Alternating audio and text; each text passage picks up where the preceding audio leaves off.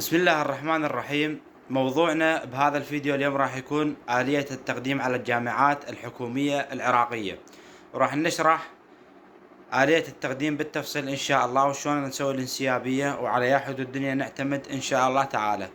بالبداية الاستمارة اللي أنت تقدم بيها أو الانسيابية مثل ما يسمونها أو المسودة، انت يحق لك من تنجح من السادس يحق لك تقدم بالاستمارة مال التقديم على الجامعات، يحق لك تقدم على 40 كلية و10 معاهد، سواء كانت ادبي او علمي احيائي او تطبيقي. اوكي، بهذا بهاي الاستمارة انت تخلي 40 كلية وتخلي 10 معاهد. زين، راح تسأل سؤال، راح تقول انا على يا اساس اخلي 40 كلية وعلى يا اساس اخلي 10 معاهد، وشلون ارتب الاستمارة وشلون اوضحها ان شاء الله. هسه راح اشرح بالفيديو، واللي ما يعرف يقدم ويشوف بالموضوع صعوبة يراسلني، راح اخلي لكم حسابي بالتعليقات. واني هذه يعني خلينا نقول ما اول سنة، العام واولة العام واللي قبلها اشتغلت بهذا الشيء، انه اسوي استمارات او انسيابية للطلاب، يعني خلينا نقول مقابل مبلغ مالي بسيط ان شاء الله تعالى، لان هذا الموضوع خلينا نقول حساس شويه، فما بيها شيء انه انا من اقدم لك، يعني هم انا راح اتعب وراح اسالك واقول لك فلان كليه تريدها، فلان كليه ما تريدها، فلان محافظه تريد تقدم لك عليها، فهذا الموضوع متعب. فاني هسه بالبدايه حتى لا تقولون تريد انت تقدم للطلاب وهيجي، راح اشرح لكم آلة التقديم، واللي ما يعرف يحس الموضوع يعني صعب عليه يراسلني، راح اخلي لكم حسابي بالتعليقات ان شاء الله. وانا اسوي له الاستماره الانسيابيه، مجرد يروح على اي مكتب بس ينزلها بالرابط، يعني يرد له على الكليات وبالتسلسل، وها هي يعتبر نفسه قدم على الجامعه. هسه قلنا انه الاستماره عباره عن 40 كليه و10 معاهد. نجي الموضوع شلون نختار الكليات وشلون نرتبها. قبل لا تقدم انت لازم عندك دليل طالب وعندك الحدود الدنيا. شنو الحدود الدنيا وشنو الدليل الطالب؟ دليل الطالب هو عبارة عن دفتر، خلينا نقول او ملف PDF موجود به كل الاقسام وكل الجامعات العراقية وبيا محافظة موجودة كلها بالتفصيل. اوكي، اما الحدود الدنيا هي تحكي لك على المعدلات وكل سنة دراسية ايش قد قبلت. فانت مثلا انت نجحت، خلينا نضرب مثال انه انا نجحت بسنة 2023 من السادس، واريد اقدم على الكلية، على يا حدود الدنيا اعتمد على الحدود الدنيا لسنة 2022، وابدي ارتب الاستمارة على اساس انه اشوف بالحدود الدنيا يا معدل يا كلية قبلت مثل معدلي، ابدي ارتبهن واخليهن، والكلية اللي ما اريدها طبعا ما اخليها بالاستمارة حتى لا انقبل بيها وانظلم. واي غلط بالاستمارة ممكن يوديك الغير كلية، ممكن تقعد سنة وتسوي اعادة ترشيح وتقدم بالسنة اللي بعدها. فهذا الموضوع حساس، ويا ريت يعني تتأنون به وما تستعجلون به بالتقديم. مثلا على سبيل المثال انا معدلي 98، نجحت بسنة 2023 من السادس واريد اقدم على الكلية، اجيب الحدود الدنيا مال 2022. اوكي، اشوف يا كلية قبلت مثل معدلي، مثلا اكثر الكليات اللي قبلت معدل مثل معدلي واقل من معدلي واكثر بشوية من معدلي هي كليات الصيدلة.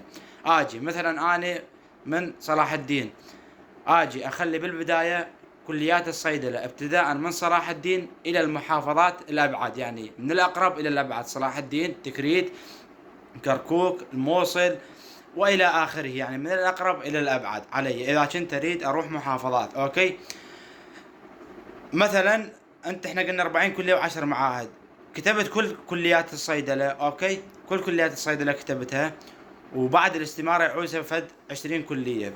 انت هنا شو تسوي؟ مثلا اذا كنت تريد تمريض اخلي ورا الصيدلة كليات التمريض هم من الاقرب الى الابعد. اما اذا كنت ما تريد تمريض، يعني قافل اما صيدلة او ما تريد غيرها، تجي تخلي طب الاسنان. بعد طب الاسنان تجي تخلي الطب العام الى ان تمتلئ الاستمارة. تبقى لك عاد المعاهد الطبية اذا كانت احيائي، تخلي 10 معاهد هم نفس الحالة من الاقرب الى الابعد، يعني من الاقرب واحد على محافظتك او اللي موجودة بنفس محافظتك الى الابعد. اوكي، ما يعني لا تخلي بالاستمارة مالتك لا تخلي كلية انت ما تريدها، لان خصوصا اذا خليتها قبل المعاهد الطبية كانت رغبتك بعد الكليات اللي تريدها هي معهد طبي. مثلا انت اليوم تريد كلية صيدلة وما تريد لا تمريض ولا غير التمريض، جبت خليت كليات الصيدلة خليت طب الاسنان وخليت الطب العام وخليت تمريض وبعدها خليت المعاهد. هنا انت ممكن تنقبل كلية تمريض، خوش حكي. فهذا ما يصير انه لازم تقدم المعهد قبل الكلية. هو عادي انه يصير خربطة، مثلا تخلي المعاهد بالبداية وتخلي الكليات بالبداية، عادي مو مهم. المهم هو تكون الاستمارة تكون من 40 كلية و10 معاهد ان شاء الله تعالى. فهاي هي آلة التقديم. اما بخصوص شنو المطلوب من عندي، انه انا من اروح اقدم بعد ما تجيب هاي الاستمارة وترتبها وتسويها وحسب المحافظات وحسب الاصول، يعني المناطق اللي انت تريد تروح لها، اذا طلع لك محافظات على سبيل المثال وكملت الانسيابية تكتبها على مسودة يمك وتحتفظ بيها. من ينفتح الرابط مال التسجيل على الجامعات تروح تقدم هاي الكليات، يعني تروح لها بالمكتب. بس قبل لا تروح لها بالمكتب اكو شيء اسمه رقم سري. هذا الرقم السري انت منين تاخذه؟ بعد ما تنجح تراجع المدرسة مالتك اللي كنت تداوم بيها سادس، تقول لهم انا اريد الرقم السري حتى اروح اقدم على الجامعة. راح ينطونك عبارة عن ارقام، يعني تقريبا 20 رقم. هاي الارقام من تروح تقدم يمه بالمكتب راح يقول لك انطينا الرقم السري، ترد له الرقم السري، راح تفتح لك الاستمارة، يطلع لك اسمك والرقم الامتحاني، اسمك الرباعي والرقم الامتحاني والمدرسة، وتبدي يقول لك رد لي الكليات التأني، يعني على كيفك ولا تستعجل. ترى اي خطأ الاستمارة مالت التقديم من تخطأ خطأ واحد يحق لك تعدلها مرة واحدة لا اكثر. من تعدلها مرة واحدة اكثر، يعني ما تعدلها مرة واحدة بعد ما تقدر ترجع تعدلها. يعني استمارة ما تتعدل مرتين، مرة واحدة فقط. فأنت أي خطأ بالتقديم ممكن يخليك تقعد السنة كلها، تنتظر على السنة اللي بعدها حتى تسوي إعادة ترشيح وترجع تقدم بالسنة اللي بعدها. ملاحظة، لا حد يفكر انه يقول اني ما اريد اقدم هاي السنة، اريد اقدم على السنة الجاية، يعني اريد اقدم ويا دفعة 2024 لان ممكن المعدلات تنزل. ترى هذا الشيء خطأ. انت ناجح ب 2023 راح تقدم تنقبل بنفس المعدلات اللي انقبلوا بها الطلاب بسنة 2023، يعني تقدم بنفس المعدلات مال السنة اللي انت نجحت بيها. فهاي الشغلة اكو بيكم يفكر بيها وما يعرف انه هو ما راح يقدم على معدلات 2024، لا راح يقدم على 2023 ترى. فهذا الخطأ لا توقعون به. هسه نرجع نعيدها بصورة سريعة. تجيب الرقم السري من المدرسة وترتب الاستمارة اللي هي عبارة عن 40 كلية و10 معاهد، وتخليهم قدامك وترتبهم من المحافظة الأقرب إلى المحافظة الأبعد، ولا تخلي كلية إنه أنت ما تريدها.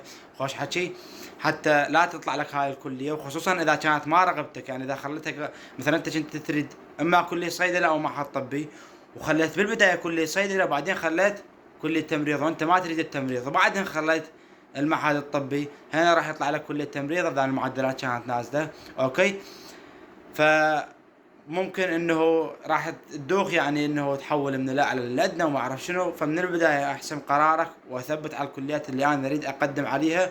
وقلت لك بالحدود الدنيا تعتمد على حدود الدنيا لسنه 2022. تجيب الحدود الدنيا مال سنه 2022 وتجيب معدلك تكتبه على ورقه وتشوف شنو الاقسام اللي قبلت مثل معدلك واكثر من معدلك بشويه واقل من معدلك بشويه. خوش، هذين كلهن ترتبهن من الاعلى واحد. مثلا خلينا نقول اللي اعلى من معدلي بعشر او 13 هو طب اسنان. قبل يعني قبل اكو كليات قبل طب اسنان اعلى من معدلي باعشار، يعني اخلي بالبدايه طب اسنان. مثل معدلي صيدله اخلي الصيدله بعد الاسنان. هاي اذا ورغبتك، اهم شيء رغبتك.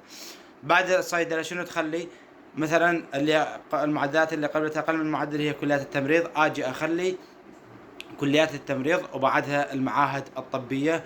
او تريد مثلا انه انت قافل فقط على كلية الصيدلة ومعهد طبي، اجي اخلي كلية صيدلة اول شيء، طلع اخلي مع كل المحافظات، وبعدها حتى لا اروح على غير يعني المعهد الطبي والصيدلة شو اخلي طب اسنان لان هذا اعلى من معدلي، فما معقول انه راح انقبل. واخلي طب عام حتى في سبيل شنو؟ في سبيل مجرد انه امن الاستمارة، لان الاستمارة ما يصير بيها، ما يصير تخلي بيها نقص. يعني لازم 40 كلية و10 معاهد حتى تتكون من 50 اختيار وترسل. يعني بعد ما تقدم، يعني ما يصير تقول انا اريد اقدم بس كليات الصيدله. هن كل كليات الصيدله بالعراق اتوقع بال20 18 كليه.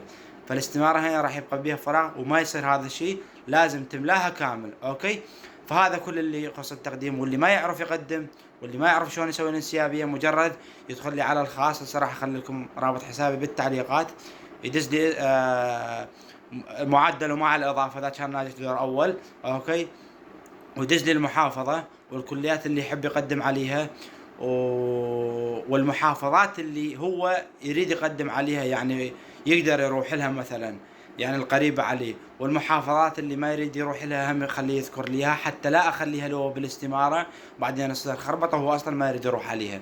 وإن شاء الله أكيد يعني ما راح أقصر وياكم، وأنا هاي مو أول مرة أقدم للطلاب، هاي أتوقع العام وأول العام والقبلها قدمت للطلاب، وأغلبيتهم يعني هسه قبل لا أصور هذا الفيديو راسلوني قالوا إنه عندنا قرايبنا أخويا ابن أخويا نجح وهم نريد نسوي له استمارة. فهذا الشيء يعني حتى لا تقولون بس يدور يعني تدور أنت تقدم للطلاب، لأ أنا شرحت لكم الموضوع والموضوع حساس، وتأنوا بيه لا تستعجلون. عندك قرايب تقدر تسأل قرايبك، ما تقدر أي واحد تقدر تسأله من طلاب الجامعة إذا كان عنده معلومات. أما إذا ما تعرف يعني خلاص ما تعرف فدنو تقدر يعني إذا تريد أنا أقدم لك عادي يعني إنه أسوي لك الاستمارة عبارة عن 40 كلية و10 معاهد، وهذا كل ما يخص التقديم إن شاء الله تعالى. وراح نسولف لكم بالتقديم على الكليات الأهلية بس تنفتح والموازي والمسائي والمنحة المجانية أيضا بس تنزل الشروط مالها إن شاء الله كلها راح أسوي لكم عليها فيديوهات وأشرح لكم عليها، مجرد أنه تتابعون القناة وتفعلون الجرس، وإن شاء الله ننزل لكم كل شيء يفيدكم. وإن شاء الله استفاديتوا من الفيديو وربي يوفقكم إن شاء الله، وتحصلون القبولات والكليات اللي تتمنونها بحق محمد وآل محمد. مع السلامة.